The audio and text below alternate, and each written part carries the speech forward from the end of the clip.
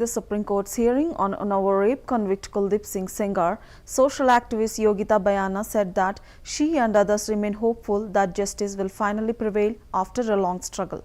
She expressed gratitude to the Supreme Court for taking up the matter promptly, so motu, with the vacation bench and Chief Justice addressing it quickly.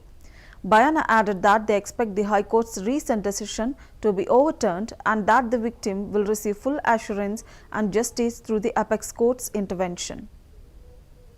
हम लोग यही उम्मीद कर रहे हैं कि इतने दिन से जो स्ट्रगल चल रहा है, और पहले तो मैं शुक्रिया करती हूँ सुप्रीम कोर्ट ने इसको इतने सुओ मोटो और जल्दी सुना, वेकेशन बेंच ने और चीफ जस्टिस ने।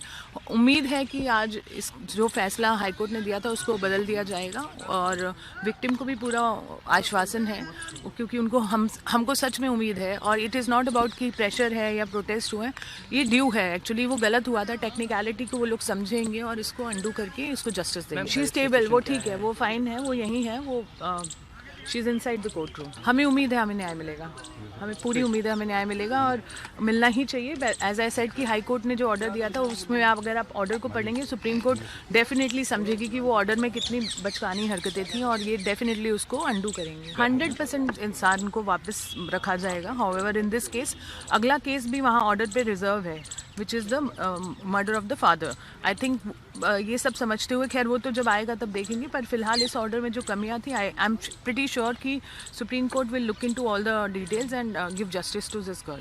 We are expecting justice as we expect from the highest court of this country.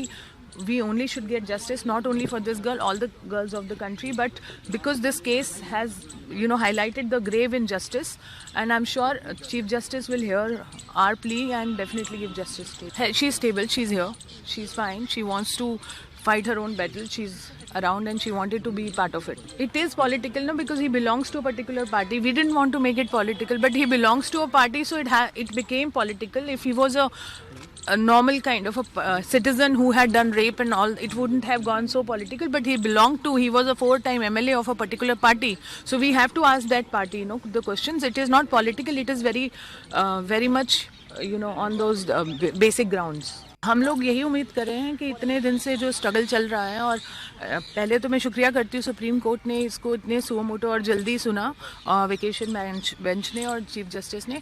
उम्मीद है कि आज इस जो फैसला हाई कोर्ट ने दिया था उसको बदल दिया जाएगा और विक्टिम